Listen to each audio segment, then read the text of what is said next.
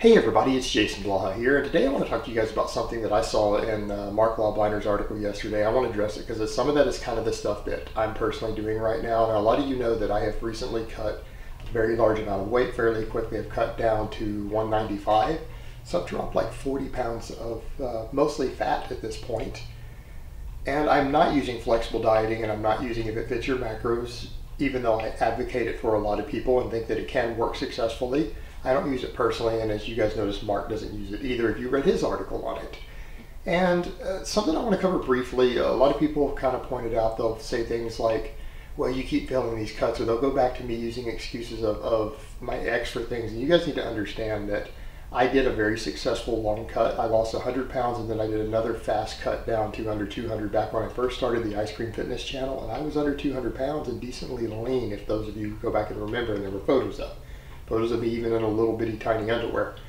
So I did get fairly lean. That's created a lot of problems in my marriage at the time. And when you have a partner who is obsessively insecure and they will not let you do a cut, or they interfere with your dietary habits and things, and they're very emotional about it, believe me, you will find that it can be very difficult to do certain things, to eat the way you want to eat on different levels if you have someone who is that adamant about it and you live with them and they're your partner. And obviously you guys have seen, as soon as I ended that situation, became single again, I've been able to lose 40 pounds really, really fast. So it's very clear that that was definitely a factor, and I'm not saying that to be mean, it's just so that the viewers understand that there are social factors and relationship factors and psychological factors that will affect your ability to cut, because if it was only a matter of no psychology or emotions or other people or anything else involved, everybody could get ripped. You just have to maintain a calorie deficit. Now, in my case, the strategy I'm using, obviously you guys know I've been eating a lot of this natural peanut butter. I'm going to cut this down. I'm starting to actually stall in my fat loss now, so I need to bring my calories in a little bit. I've been eating about 3,500 calories lately, and it's kind of stalled my fat loss, but a lot of it's because I'm eating this really high fat food like the peanut butter.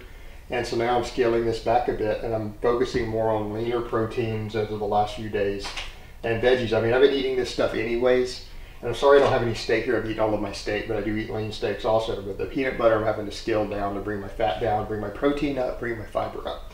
So, I mean, obviously this is the kind of stuff I eat. This is all bro foods. Like all these pre-weighed up chicken breasts is what I'm going to eat later today.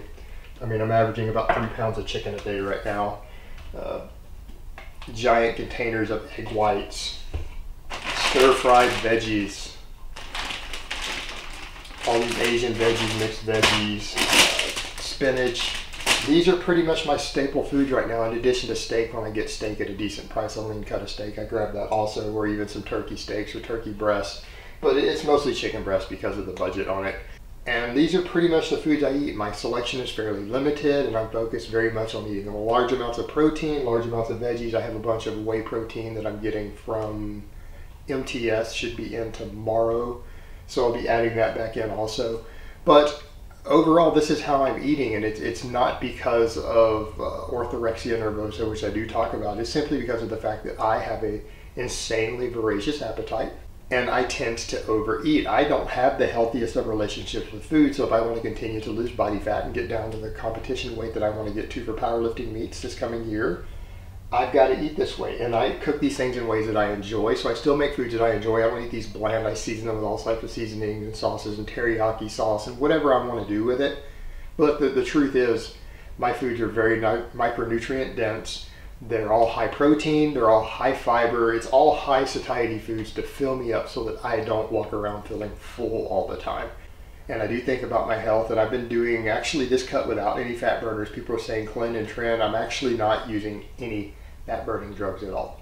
I haven't needed them because I've been able to stick the diet out, and so maybe that's something I'll have to consider later on. But I think at this point, now as I'm getting leaner, if I go jump on a bunch of cleanse and trend, it's going to be pretty obvious that I did.